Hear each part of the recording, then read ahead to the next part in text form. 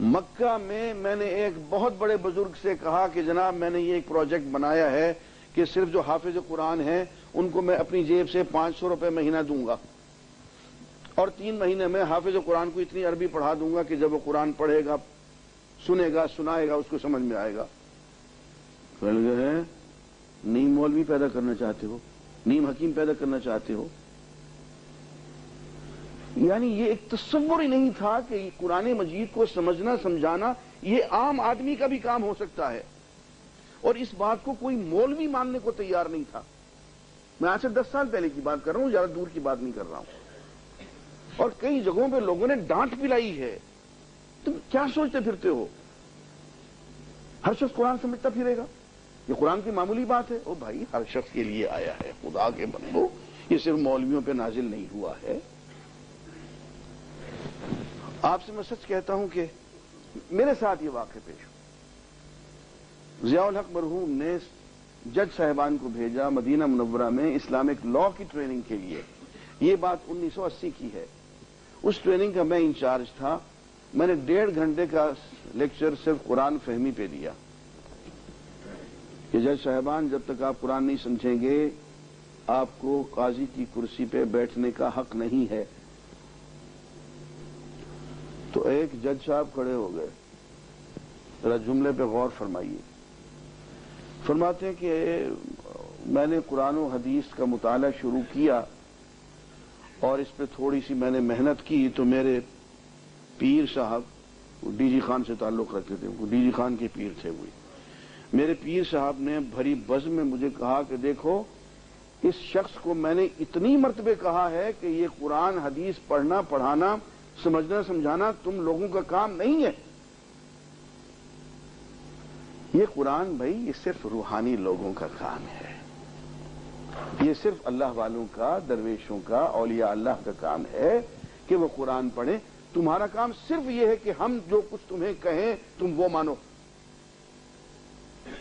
تو یہ سنتے سچی بات ہے کہ مجھے چکر آ گیا، اور میں نے کہا اس مدینہ میں بیٹھ کے میں اللہ کی قسم کھا کے کہتا ہوں کہ تمہارا پیر شیطان ہے، وہ طاغوت ہے، اور اللہ کی پناہ میں آؤ کہ اس کے انجام میں جو اس کا انجام ہونے والا ہے تمہیں بھی وہی انجام نصیب ہو۔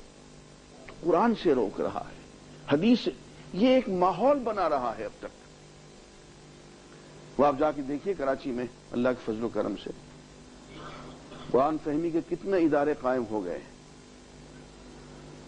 کچھ دوستوں نے ایک شور مچایا ہے آج سے 8-10 سال پہلے سے کہ قرآن سمجھ کے پڑھ، ایک ہمت کی ہے کچھ لوگوں نے، اور اس کے نتیجے میں ایک اثر ہوا ہے۔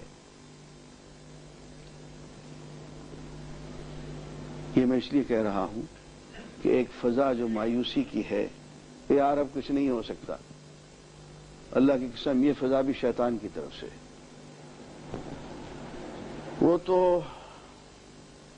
آج سے 70-80 سال پہلے ہمارے شیخ نے، ہمارے علامہ نے کہہ دیا تھا کہ میں وہ کچھ دیکھ رہا ہوں، کیا ہے وہ اسپین میں بیٹھ کے کہا کہ کیا ہے دریا جی، تیرے کنارے کوئی دیکھ رہا ہے کسی اور زمانے کا خواب، آب روانے کبیر، تیرے کنارے کوئی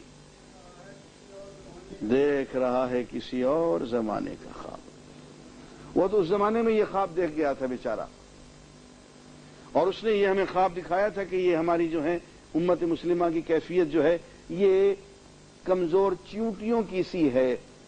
مور ناتواں کا لفظ کہتا ہے، مور چیونٹی کو کہتے ہیں، وہ کہتا ہے لیکن یہ مور ناتواں کی کیفیت یہ ہوگی کہ یہ بس پھول کی پتیوں کو اپنا سفینہ بنا کے اپنے آپ کو دریا کے حوالے کر دیں گے اور دریا سے پار اتر جائیں گے۔ یہ دریا، یہ خونی دریا جو غلامی اور محکومی کا ہے، اس سے پار نکل جائیں گے۔ سفینہ برگ گل بنا لے گا قافلہ مور ناتواں کا، ہزار موجوں کی ہو کشاکش مگر یہ دریا سے پار ہوگا۔ تو عزیزان گرامی، میں کہنا یہ چاہ رہا ہوں کہ یہ اللہ نے جو آپ کو یہ ملک دیا ہے، اور دیکھیں ملک ملنے آسان نہیں ہوا کرتے۔ آپ نے دیکھا ہے بوسنیا لینے میں کیا کچھ ہمیں دینا پڑ گیا، کشمیر لینے ہمیں کیا کچھ دینا پڑ رہا ہے، چیچنیا میں، فلسطین میں ہمیں کیا قیمت دینی پڑ رہی ہے۔ یہ اللہ نے ہمیں آسانی سے دے دیے تو ہم اس کی قدر نہیں کر رہے۔ بستی بسنا کھیل نہیں ہے، بستے بستے بستی ہے۔ اور علامہ نے جو پیش گوئی کی، اس پیش گوئی میں بارش کا پہلا قطرہ، اللہ کی رحمت کا پہلا بادل یہ پاکستان ہے۔ 1947 تک پوری دنیا میں ایک بھی اسلامی ملک نہیں تھا، ادھر پاکستان آزاد ہوا ہے، پاکستان بنا ہے، اور اس کے بعد 50 سال کے اندر اندر 60 مسلمان ملک آزاد ہو گئے۔ کوئی معمولی بات نہیں ہے، اور اس کا سہرا بھی پاکستان کو جاتا ہے کہ 1917 میں وہ جو ایک دیو نے، ایک شیطان نے وسط ایشیا کے ہمارے سارے ممالک کو بلڈوز کر دیا تھا۔ وہ بخارا کی سرزمین، تاشقند کی سرزمین، محدثین اور اولیاء اللہ کی سرزمین، وہاں پہ اللہ کا نام لینے کی، اذان دینے کی، قرآن پڑھنے کی، پڑھانے کی کوئی اجازت نہیں۔ 70 سال تک لوگوں نے تہ خانوں میں چھپ چھپ کے اپنے بچوں کو قرآن پڑھایا۔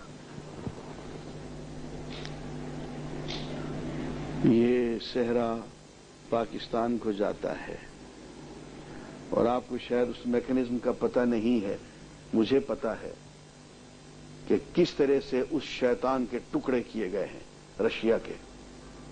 یہ تو جب مورخ آئے گا اور وہ ضیاء الحق مرحوم کی تاریخ لکھے گا، پاکستان کی تاریخ لکھے گا، تو پتہ چلے گا کہ اکیلا ایک شخص ڈٹ گیا، ایک آدمی کھڑا کر دیتا ہے اللہ تعالیٰ۔ اس کے ارد گرد جتنے جرنیل تھے سب اس کا مذاق اڑاتے تھے، ہنستے تھے، کوئی صحیح مروا چھڑے سو، پتہ نہیں کہاں مرواؤ گے تم ہمیں، روس سے ہماری ٹکر ہو رہی ہے، کروا دی۔ صرف ان 50 ملکوں کی بات میں نہیں کر رہا ہوں، میں وسط ایشیا کے ان سارے ممالک کی بھی بات کر رہا ہوں جن میں ایٹامک پاورز بھی موجود ہیں آپ کے پاس، اور جن میں ایک ایسا ملک بھی موجود ہے جس کا رقبہ پورے ہندوستان سے زیادہ ہے۔ اس کا سہرا بھی پاکستان کو جاتا ہے، اور دنیا میں مدینہ منورہ کے بعد پہلی اس نظریاتی مملکت ہے، یا مدینہ منورہ تھا یا پھر پاکستان ہے۔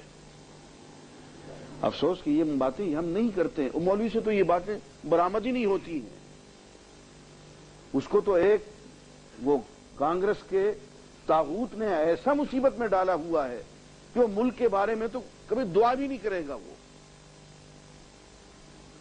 عزیزان گرامی، آج کی رات ہمیں اللہ کی اس نعمت کا بھی شکر کرنا ہے، اور اپنے بزرگوں سے، علماء سے، نئے فارغ التحصیل طلباء سے ہمیں یہ کہنا ہے کہ بھائی، اس رات کو جہاں تم اپنے لیے دعا کرتے ہو، اپنے بزرگوں کے لیے، اپنے خاندان کے لیے، یار یہ ملک جو ہے یہ تیرے دین کا قلعہ ہے، یہ ایک محمد الرسول اللہ صلی اللہ علیہ وسلم کا مورچہ ہے، یار اس کی بے قدری نہ کر، اور لوگوں میں، اپنے طالب علموں میں، اپنے دوستوں میں اس کی جو ایک روحانی اہمیت ہے اس کو بیدار کر۔ عزیزان گرامی، میں آج زیادہ وقت نہیں لوں گا کہ آج کی رات تقریروں کی نہیں، آج کی رات تو 1 to 1 ہونے کی رات ہے۔ یہاں میں یہ بھی عرض کر دوں کہ قرآن مجید میں معارف القرآن کی تفسیر اور مفتی شفیع صاحب رحمۃ اللہ علیہ نے خوبصورت نقطہ بیان کیا ہے، اور اس کو انہوں نے عنوان 2 قومی نظریہ کا دیا ہے۔ اب علماء میں ہمارے یہ بزرگ بھی تو ہیں نا، لیکن چونکہ ان کا تعلق ادھر مولانا شفیع تھانوی صاحب سے تھا، تو دیکھیے یہ کیا لکھتے ہیں۔ اس آیت کی جو وہ شرح کرتے ہیں تو آدمی جھوم اٹھتا ہے۔ آیت ہے وَإِنِّي أَرَاكَ وَقَوْمَكَ فِي ضَلَالٍ مُبِينٍ۔ حضرت ابراہیم علیہ السلام اپنے والد سے مخاطب ہیں، اور اپنے والد سے کہتے ہیں کہ ابا جی، انی بے شک میں، اراکا آپ کو دیکھ رہا ہوں، وقومکا اور آپ کی قوم کو بھی دیکھ رہا ہوں، فی ضلال مبین، کھلی کھلی گمراہی میں۔ ابا جان، میں آپ کو اور آپ کی قوم کو کھلی کھلی گمراہی میں دیکھ رہا ہوں۔ یار بیٹا باپ سے یہ کہہ رہا ہے کہ تیری قوم کوئی اور ہے۔ الفاظ پہ غور کیا آپ نے؟ اگر قومیت کی بنیاد علاقہ ہے، وطن ہے، تو باپ اور بیٹا دونوں وہیں عراق میں رہ رہے ہیں، تو ایک ہی قوم ہے۔ اگر قومیت کی بنیاد خاندان ہے، نسل ہے، خون ہے، تو بیٹے کی قوم وہی ہے جو باپ کی ہے، الگ قوم کا تو بیٹا نہیں ہو سکتا۔ لیکن بیٹا باپ سے کہہ رہا ہے کہ میری قوم الگ ہے اور تیری قوم الگ ہے، اور ابا جان میں آپ کو اور آپ کی قوم کو دیکھ رہا ہوں کہ بہت کھلی کھلی گمراہی میں مبتلا ہیں، تو معلوم ہوا کہ قوم کی بنیاد جو ہے وہ نظریہ ہوتا ہے، قوم کی بنیاد جو ہے وہ ایمان ہوتا ہے، قوم کی بنیاد جو ہے وہ خود نبی ہوتا ہے، اللہ کا رسول ہوتا ہے، دین ہوتا ہے، اسلام ہوتا ہے۔ اسی بات پہ حضرت علامہ کی ٹکر ہو گئی حضرت مولانا حسین احمد مدنی رحمۃ اللہ علیہ سے۔ مولانا حسین احمد مدنی جمعیت علماء اسلام کے عالم تھے، کانگریس کی طرف مائل تھے۔ میں ان کی نیت پہ شبہ نہیں کرتا، میں ان کی بزرگی پہ کوئی حرف نہیں لاتا، لیکن ایک سیاسی دباؤ ہوتا ہے، ایک ماحول ہوتا ہے، اس میں وہ کہہ گئے کہ قوم وطن سے بنتی ہیں۔ بعد میں انہوں نے اس کی تردید بھی کی، اس کی صفائی بھی دینے کی کوشش کی، اس کی تعویل بھی کی، پوری طرح سے تردید تو نہیں کی، کہہ چکے تھے، اس کی تعویل بھی کی، اس کی صفائیاں دینے کی کوشش کی، لیکن علامہ اقبال یہ ہمارا بابا جو ہے اس نے تو پھر نہیں چھوڑا، اس نے وہ بات کہہ دی جو اب تک لکھی ہوئی ہے، اور اس سے رجوع بھی نہیں کیا کہ عجم ہنوز نہ دانن رموز دی ورنہ، یہ عجم والے ابھی تک دین کے رموز کو نہیں جانتے، ورنہ دیوبند حسین احمد این چب العجبیست، دیوبند سے یہ حسین احمد یہ بڑا عجیب و غریب آدمی ہے، بڑا بل عجب ہے، سرود برسر ممبر کہ ملت از وطن است، ممبر رسول پہ کھڑا ہو کے یہ کہتا ہے کہ قوم وطن سے بنتی ہیں، کہ بے خبر سے مقام محمد عربی، محمد عربی کے مقام سے کتنا بے خبر ہے یہ شخص۔ بمصطفیٰ برساں خیشرا کہ دی ہم اوست، اگر بہو نہ رسیدی تمام بولہ بیست۔ اور میاں اپنے آپ کو محمد عربی صلی اللہ علیہ وسلم کے قدموں تک پہنچا دو، ان تک پہنچ جاؤ کہ دی ہم اوست، کہ دین سارے کا سارا محمد عربی ہے، اور قومیت اور قوم کی بنیاد بھی محمد عربی ہے، اگر بہو نہ رسیدی، اگر وہاں تک تم نہیں پہنچے ہو تو تمام بولہ بیست، پھر سارا ہی بولہ اور بولہ بھی ہے، پھر باقی قومیت جو ہے وہ ابو لہب کی ہے، پھر محمد عربی کی نہیں ہے۔ اتنی بڑی شخصیت سے ایک سادھو ٹکرا گیا، اور میں سمجھتا ہوں کہ اگر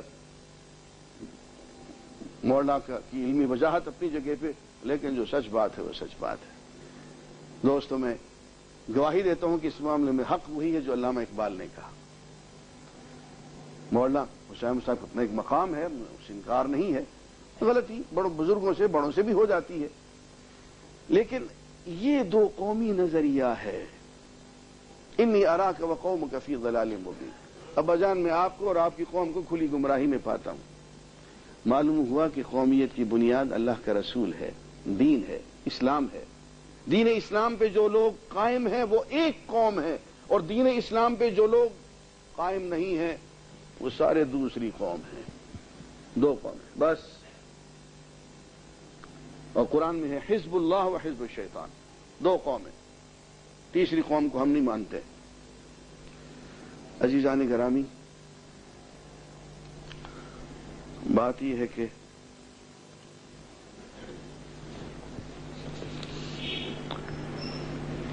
پاکستان اس قوم کی علامت ہے جس کو قرآن میں حزب اللہ کہا گیا ہے، اور اس بنیاد پہ کہ ہم ایک ملک ایک دیش صرف اس لیے قائم کریں گے کہ اس میں ہم اسلام پہ عمل کر سکیں۔ اگر یہ ملک ہماری معاشی مجبوری، سیاسی مجبوری، ہمارے لوگوں کی جابز کی کوئی مجبوری ہوتا تو پھر یو پی میں بیٹھے ہوئے، بہار میں بیٹھے ہوئے، اڑیسہ میں بیٹھے ہوئے لوگوں کو آخر کیا پڑی تھی کہ وہ پنجاب کے لوگوں سے بھی زیادہ قربانیاں کرتے؟ میاں وہ ذہین لوگ تھے، ان کو پتا تھا، یو پی میں بیٹھے ہوئے لوگوں کو پتا تھا کہ پاکستان جب بھی بنا وہ یو پی میں نہیں بنے گا۔ بہار کے لوگوں کو، اڑیسہ کے لوگوں کو پتا تھا کہ جب بھی پاکستان بنا وہ ادھر ہی کہیں بنے گا، پنجاب میں، سرحد میں، بلوچستان میں، سندھ میں، ہاں ادھر مشرقی بنگال میں۔ یو پی کے لوگوں کو پتا تھا کہ وہ صرف قربانی ہی قربانی دیں گے، انہیں حاصل وصول کچھ نہیں ہوگا، ہو سکتا ہے انہیں مار پیٹ کے یہاں سے بھی نکلنا پڑے، ہجرت کرنا پڑے، وہ یہی ہوا۔ اس لیے میاں کبھی یہ نہ کہیں کہ کچھ ہماری معاشی مجبوریاں تھیں، سیاسی مجبوریاں تھیں جس کے تحت ہم نے یہ ملک بنا لیا، ایسا نہیں ہے، یہ صرف ایک نظریاتی کام تھا۔ اور یہاں میں چند باتیں وہ بھی کہہ دوں جو قائد اعظم مرحوم نے ایک موقع پر انگلستان میں کہی۔ انگلینڈ کے لوگوں سے، وہاں کے پارلیمنٹیرین سے آپ نے ایک سوال کیا اور جملے پہ ذرا غور کیجئے۔ لوگوں نے کہا کہ آپ جو پاکستان بنا رہے ہیں وہ وائبل نہیں ہے،